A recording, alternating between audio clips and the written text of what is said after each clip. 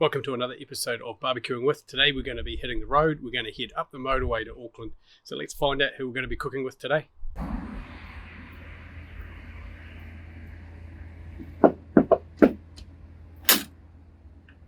Hello, mate. G'day. How are you? Yeah, bloody good. Coming in. All right, welcome to number 5 of Barbecuing With. And today we're fortunate enough to be joined by Adam from the Four Saucemen. So hey, cheers for being with us today and doing some barbecue. My pleasure. Mate, this is my wheelhouse. I love this stuff. Yeah, beautiful. Before we get into the Four Saucemen side of things, do you want to tell us a little bit about how you got into barbecue, the low and slow world, and charcoal cooking? It was actually a mate of mine. We bought green eggs at the same time. And it was, I'd been cooking on gas / charcoal for a while and bought myself a green egg.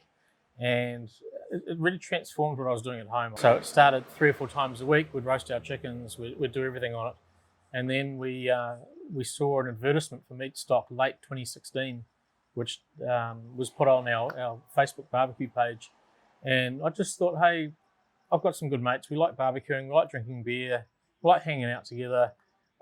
Let's enter a barbecue comp and just what's the worst that can happen? We can come last and have a good time. So that was our introduction to comp barbecue. So I know you guys were relatively successful too at that first meat stock, and I guess so the Four Saucemen brand, was that born out of that, or was that something you were working on previous, or how did that come about? The Four Saucemen brand came about. The Four Saucemen team name was our team name, which was one of our team members who came up with that. He was very good with the play on words. We had a local barbecue store who was a sponsor of our team, and he was saying, hey, do you think you could produce some of your pork rub and your rib glaze commercially? Because we've got punters who want to buy it. And that's where it started. So I said yes and went home and told my wife that we're starting a barbecue company and a seasoning business, food business. And she looked awkwardly at me and said, okay, sure. So anyway, that's where it started. The guys at Barbecues and More were good enough to take us on. We shot a lot of rub that first weekend, and it's just continued from there. So if I could ask you just some general barbecue questions. There's obviously a lot of amazing barbecuers around the world. I know you've travelled a little bit. You've probably had the opportunity to meet some of them. If you could pick one barbecuer in the world to hang out with, spend a day with, have a couple of beers and do some barbecue, who would that be? I was lucky enough in America. We spent some time with Malcolm Reed. And Malcolm Reed, I spent a lot of time watching his YouTube videos, how to barbecue right. And we had a beer with him in his trailer while we were at an SCA comp in Texas. And what a top bloke. Really inviting, just a fantastic guy. Larger than life. His hands are bigger than my head. He's just a massive guy. Somebody I'd like to spend some time with would be Tuffy Stone. I think his background, his humbleness, be a lovely guy to cook with. Yeah, I was actually lucky enough to have a beer with Tuffy Stone once. I've not cooked with him, but I've had a beer. And Malcolm Reed, it's funny you say that, because Heather said exactly the same thing when I asked her in her video.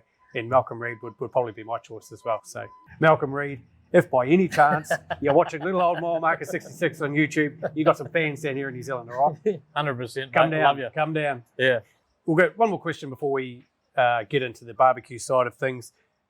In your time in barbecue, what do you think is the most fun experience or fun thing you've done in barbecue so far? Oh, the competitions, 100%. The competitions, you meet some really cool people.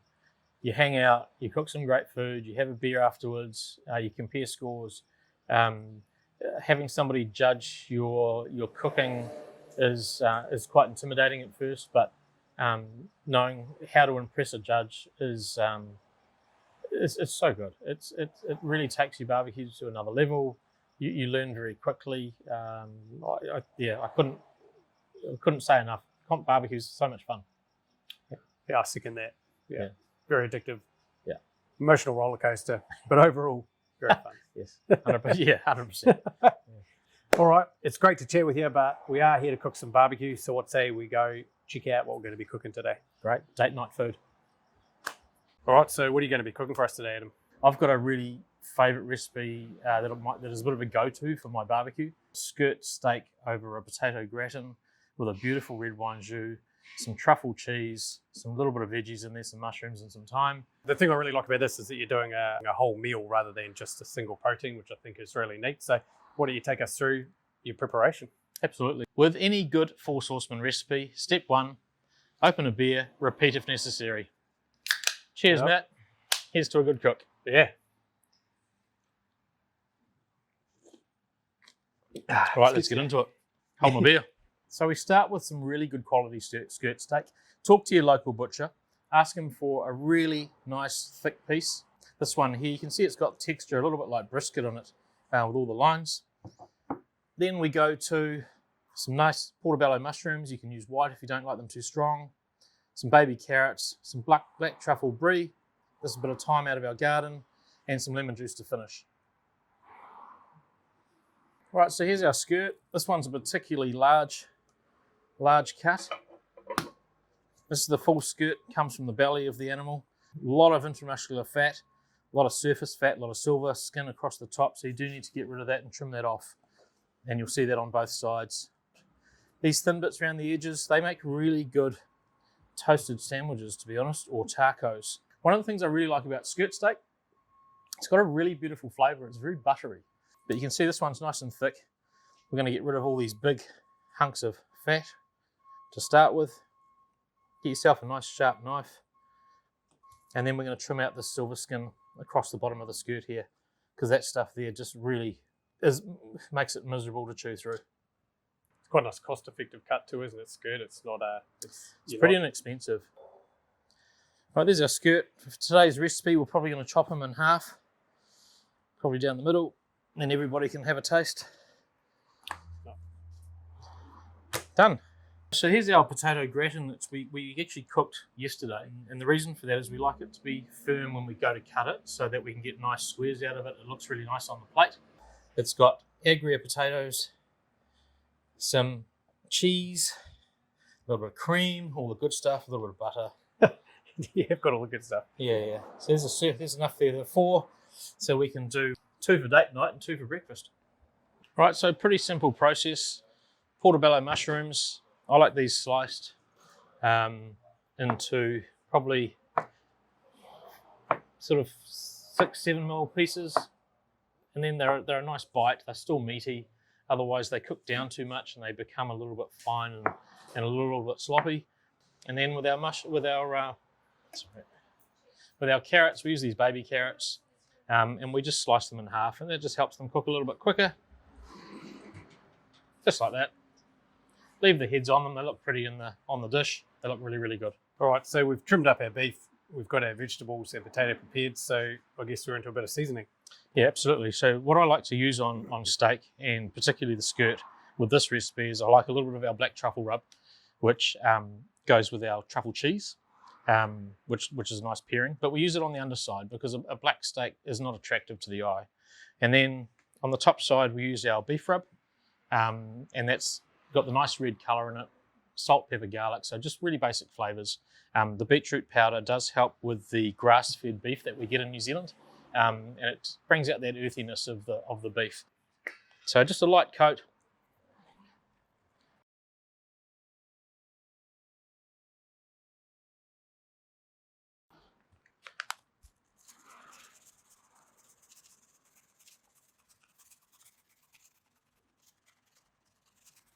And that's about how much I use on a typical cook. Just a light coating. The truffle rub's reasonably strong.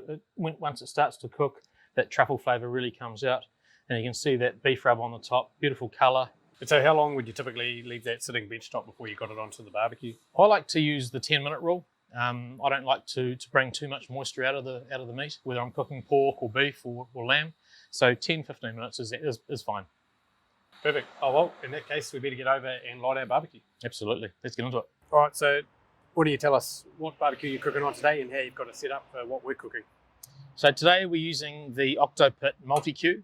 You can do this on a Weber GA, you can do it on a gas barbecue, you can do this recipe on anything you like.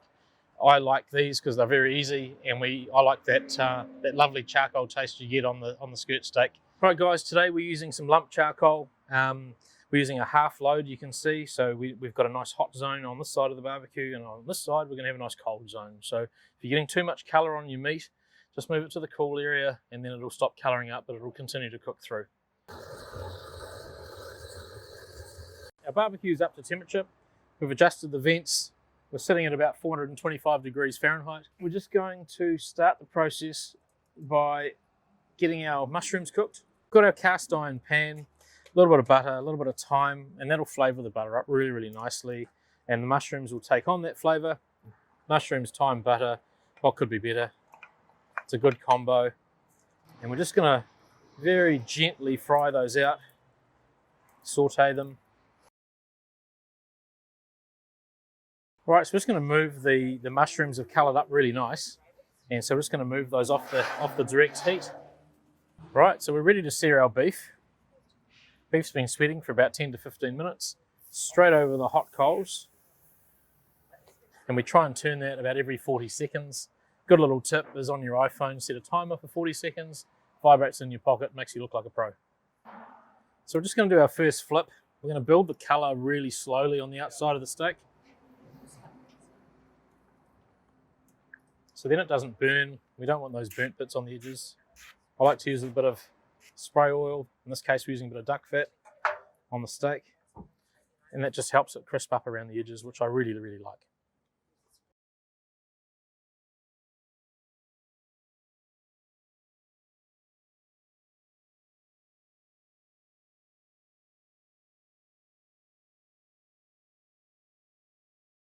You're turning this a number of times here.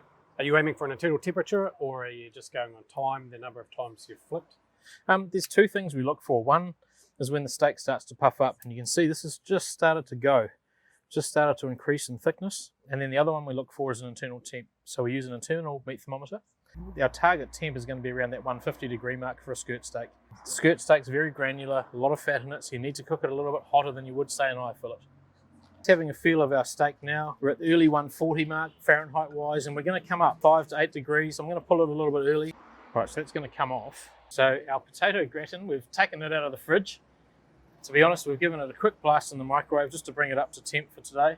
And we're just going to lightly colour it up on the edges. We've preheated our pan with a little bit of butter and that thyme that was left over from the mushrooms and a little bit of duck fat. And we're just going to get a bit of colour on each side. And again, we're going to bring all those flavours in from the mushrooms, the carrots, the thyme.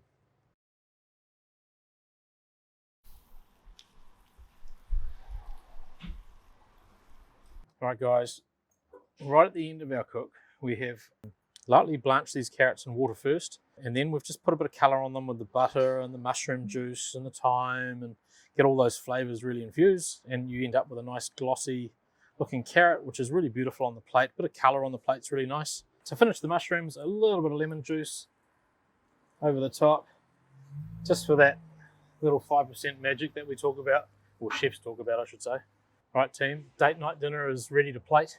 Our mushrooms, our carrots, our potato gratin's looking really, really good. Beautiful. So we finished our cooking, and it was a cacophony of smells and colours, and it looked really amazing. So we're back over to the table again. We're ready to plate up. So we've got our beef, it's been resting. It's looking really tender. You can see that the grain running right through the meat through here. So we're going to cut at opposites to that grain. So kitchen knife, we've got a nice brisket knife here we're going to use today. And we're just going to take nice chunks that'll look nice on the plate.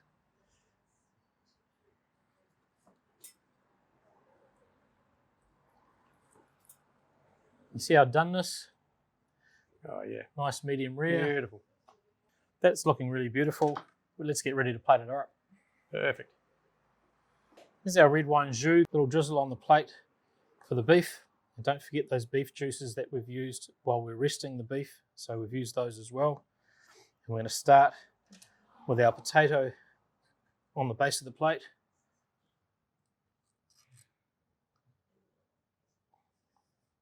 We're going to add some carrot around the outside for beautiful colour. Got a mushroom on the side. Nice slippery piece of skirt steak over the top. That. We've just got a little bit of our truffle cheese that we're just going to lay over the beef and the potato. And that is a mouth sensation.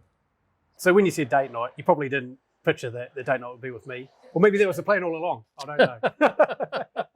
So jokes aside, this looks really amazing, mate. So what do you reckon? Are we going to dive in and give this a bit of a nudge? Yeah, absolutely. Let's tuck in and have some date night food. Beautiful. We need a wine glass to say cheers. Yeah, we do. All right, I'm going straight for the steak. A little bit of this cheese on. That cheese has started to melt quite beautifully. Yum. That cheese is very yum. It's beautiful. All right, I'm going to give this potato a nudge. It's so good. There's probably a market just for videos of watching people eat, isn't there?